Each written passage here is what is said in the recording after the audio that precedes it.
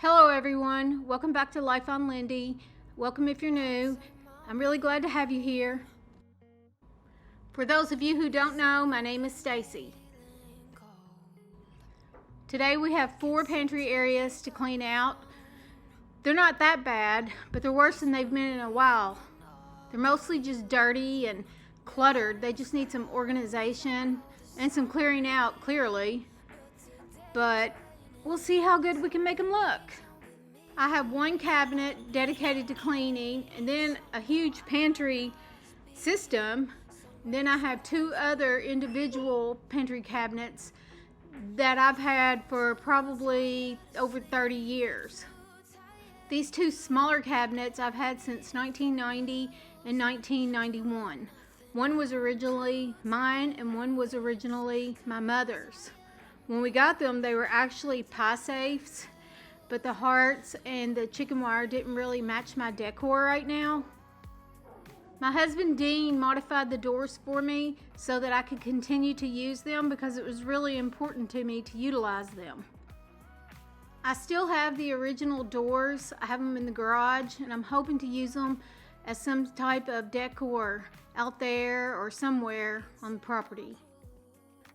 The plan is that this is our forever home, so whatever works in this house, it'll be good for the long term. It's pretty much the same situation in all 4 cabinets, so I'm going to use the same game plan on them all.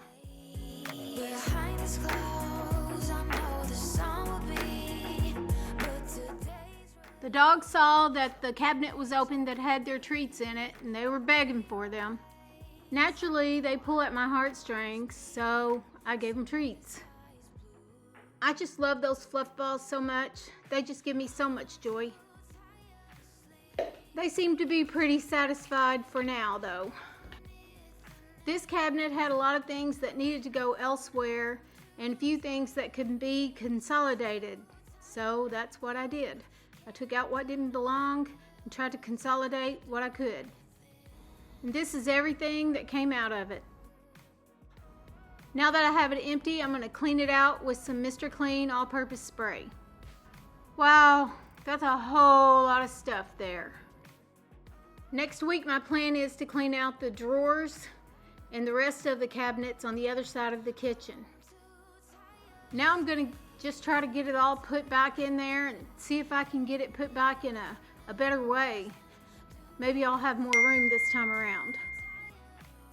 Especially since I removed the items that didn't belong. Everything in this cabinet is mostly new and unopened. There are some exceptions, like if something won't fit in the other one, but most of the things in here are new. We also keep the large or the family-sized items that we only use on holidays in this cabinet as well. It looks so much better now. I'm happy with how it turned out. I even have some empty space, but let's be real. We know it's not going to stay empty for long. That blanket and that towel are for wet days when the dogs need to come in and dry their feet off. Now we're on to the next cabinet. I'm going to empty it out just like I did the other one, set everything on the table, and probably be amazed at how much things came out of it and how it all fit in the first place. We have a lot of disposable grocery bags. We save those to go into our bathroom trash cans, to scoop kitty litter in, and to clean up after the dogs in the backyard. The dogs, on the other hand, are hoping to get a hold of them right now and shred them all into a million bits. Even I can admit that this is grocery bag overload. So I took most of them out and put them in the garage. We're getting ready to have a huge 3-family yard sale, so we've all been saving bags for that as well as our plastic hangers. That flashlight is for when I take the dogs out at night. It's gonna stay. I'm not using anything fancy. I'm just using what I have laying around the house to organize. It's always worked for me. It'll probably continue to work for me. Almost everything in this cabinet has been opened and used before. Dean doesn't like his sauces and condiments to be cold, so this is where we keep them. We've done it forever, so I don't guess it's going to kill us. We do have quite a few that we keep in the refrigerator, but this is where the rest of them go.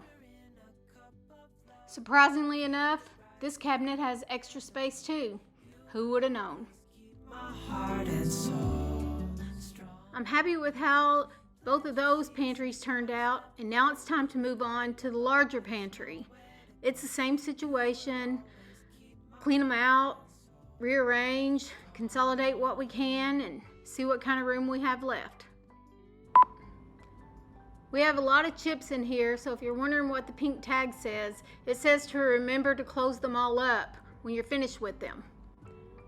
And I put the tag there as a reminder because, well, kids. We've been trying to use up what we already have in the pantries and the freezer so we could restock it all fresh. You'd be surprised about how many bags that just had crushed up crumbs in the bottom that I decluttered. The things on the top shelf are things that I can't easily reach, but we only use when we have holidays or birthdays or something like that. It's mostly baking needs. It probably all still looks unorganized and out of place to most people, but to me, everything in here makes sense where it's at. This middle section didn't need a whole lot done to it. The things on the bottom shelf just needed some reorganization and some consolidation. The rest of it just needed to be dusted off and wiped down and just rearranged a little bit. And all the things on the top, those are medicines, and I keep those up there to keep them out of the reach of little ones and dogs.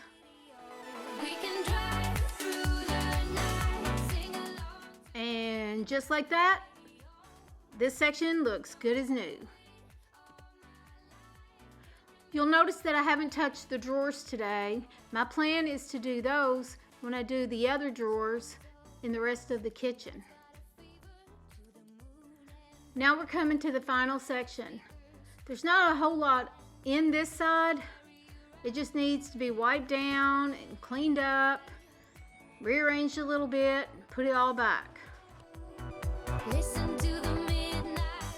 I'm probably going to get questions about the little bins that hold the bread and the potatoes and the onions, and I have no idea where those came from or what they're called. Dean's probably had those for 25 years. You'll probably notice the ice cream bucket. I keep the syrup and the honey in that so it won't make a mess on the shelves.